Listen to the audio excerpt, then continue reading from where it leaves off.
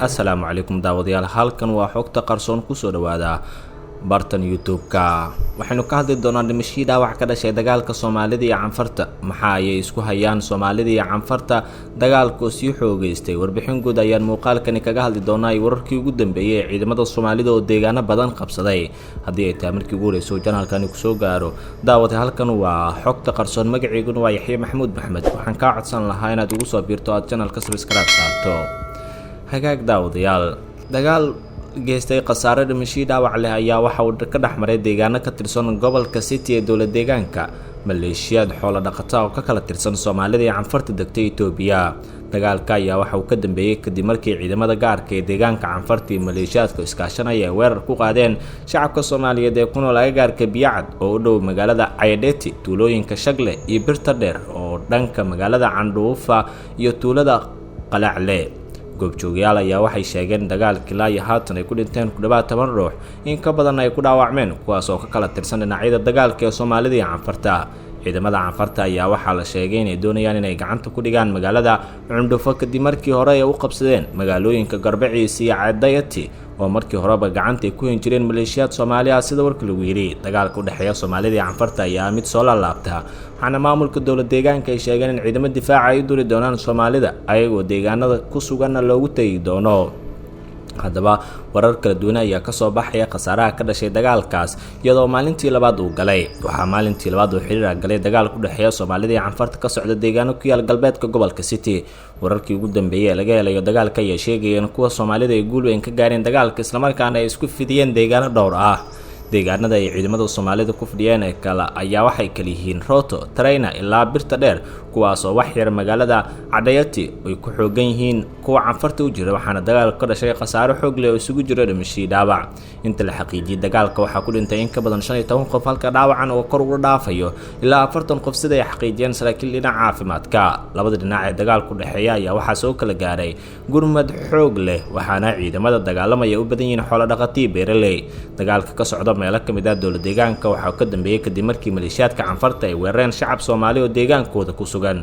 dowladda Itoobiya weli kama aanay hadlin dagaalka galay maalintii labaad, waxaana dowladda federaalka culayska dhan ay isugu geysay dagaalka ay kula jirto jabhadda Tigreega ee TPLF, kuwaas oo ku soo wajahan Addis Ababa. haddaba daawade, waxaa jirta dagaalkan inuu sii dheeraaday, iyadoo waxa ugu weyn ee salku ku hayana hadda la ogaanayo. dagaalka mar kale ka qarxay xadka Soomaalida iyo Canfarta ayaa waxaa la tilmaamayaa inay tahay mid soo laabatay, iyadoo taasina lagu sheegay inay tahay wax caqabad ku ah deegaanka. Soomaalida iyo Canfarta ayaa marar badan ku dagaalamay deegaanada ay ku muransan sida Candhuufa, Cadayati, Garbaciis iyo tuulooyin kale oo ku yaal soodinta ay wadaagaan labada deegaan, iyadoo ay taagan tahay colaadda labada deegaan oo aan xal waara laga gaarin.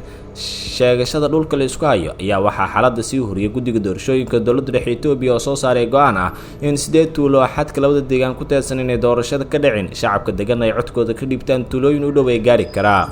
go'aanka guddiga doorashada ayaa waxaa si weyn ugu biidiiday maamulka dowlad deegaanka Soomaaliya, ayagoo qoray warqad ay ku sheegeen in aysan marnaba aqbalayn dhul ay deegaanka Soomaalida leedahay in deegaan kale la hoosgeeyo.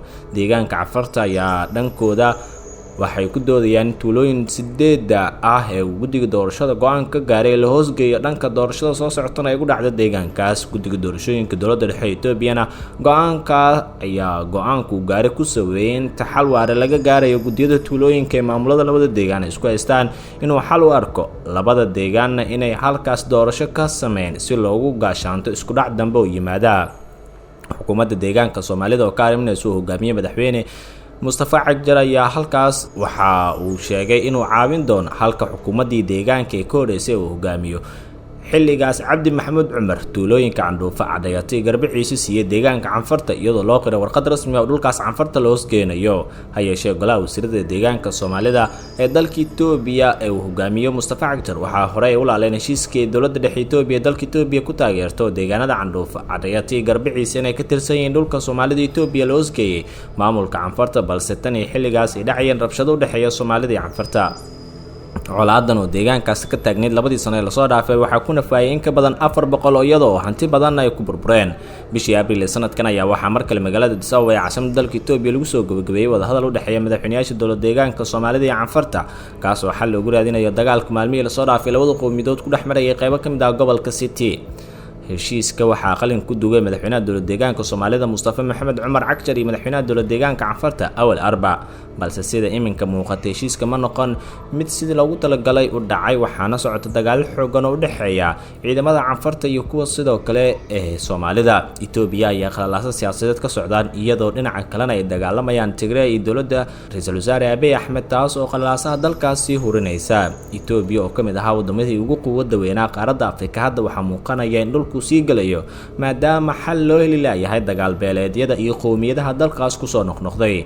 Marka laga tago Canfarta iyo Soomaalida, Tigray waxay u dagaalamayaan in guud ahaan ay qabsadaan Addis Ababa waxaana warar kala duwan ay sheegayaan in Tigray ciidamadeeda ay ku soo wajahaan qabsashada Addis Ababa. Ciidanka afayeenkooda Getachew Rede warbaahinta la hadlay waxa uu sheegay in ilaa aysan colaadani joojin doonin ilaa ay gacanta ku dhigaan Addis Ababa ayna ka saaraan xukunka xilligan taliya Ra'iisul Wasaare Abiy Ahmed.